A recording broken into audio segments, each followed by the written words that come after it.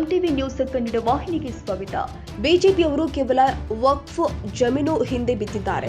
ಒಂದು ಧರ್ಮದ ಮಠ ಮಂದಿರಗಳ ಆಸ್ತಿ ಹೋಗಿದೆ, ಮೊದಲು ಅದನ್ನ ತನಿಖೆ ಮಾಡಿಸಿ ಅಂತ ಕಾಂಗ್ರೆಸ್ ಶಾಸಕ ಆಸಿಫ್ ಸೇಠ್ ಹೇಳಿದ್ದಾರೆ.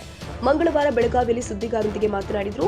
ಸಚಿವ ಜಮೀರ್ ಅಹಮದ್ ಖಾನ್ ನಮ್ಮ ಸಮಾಜದ ನಾಯಕರು, ಅವರ ಬೆನ್ನಿಗೆ ನಾವೆಲ್ಲರೂ ಕೂಡ ನಿಲ್ತೀವಿ. ನಿಮ್ಮ ಸರ್ಕಾರದಲ್ಲಿ ಎಷ್ಟೊಂದು ಮಂದಿರಗಳ ಆಸ್ತಿಗಳು ಹೋಗಿದೆ, ಅವುಗಳನ್ನ ತನಿಖೆ ಮಾಡಿಸಿ ಎಂದಿದ್ದಾರೆ. ಜಮೀರ್ ಅಹಮದ್ ಸಾಹೇಬರು ನಮ್ಮದು ಒಂದು ಲೀಡರು, ಮೈನಾರಿಟಿ ಲೀಡರ್ ಅದಾರು.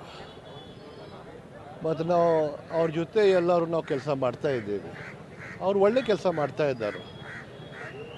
ಮತ್ತು ಇದು ವಕ್ಫ್ ಬೋರ್ಡ್ದು ಎಲೆಕ್ಷನ್ ಏನಿದೆ, ಇವರು ಮುತುವಲ್ಲಿ ವೋಟ್ ಮಾಡ್ತಾರೋ, ಮುತುವಲ್ಲಿ ಯಾರಿಗೆ ಅವರು ಕ್ಯಾಂಡಿಡೇಟ್ ಅದಾರಂತೆ.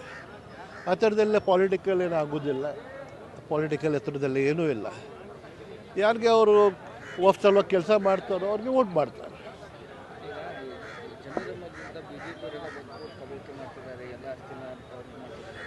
ಬಿ ಜೆ ಪಿಯವರು ಯಾರ ವಿರುದ್ಧ ಮಾತಾಡೋದಿಲ್ಲ, ಯಾರ ವಿರುದ್ಧ ಮಾತಾಡ್ತಾರೋ ಅವರು, ಯಾರು ಇರಲಿ ಅವರು ವಿರುದ್ಧ ಮಾತಾಡ್ತಾರೆ. ಅದು ಇವರು ಇದು ಬಿಟ್ಟು ವಕ್ಫ್ ಬೋರ್ಡ್ ಬಿಟ್ಟು ದೇವಸ್ಥಾನ ಜಮೀನು ಎಷ್ಟು ಎಂಕ್ರೋಚ್ ಆಗಿದೆ.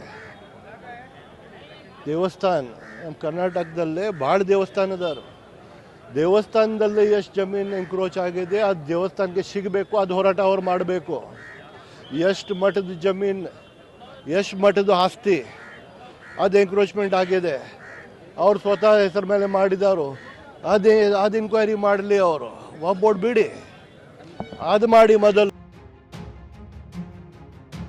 ತಾಜಾ ಸುದ್ದಿಗಾಗಿ ಎಂಟಿವಿ ನ್ಯೂಸ್ 24x7ಗೆ ಸಬ್ಸ್ಕ್ರೈಬ್ ಮಾಡಿ ಮತ್ತು ಬೆಲ್ ಐಕಾನ್ ಅನ್ನು ಒತ್ತಿ. ತಪ್ಪದೇ ಲಿಂಕ್ ಶೇರ್ ಮಾಡಿ.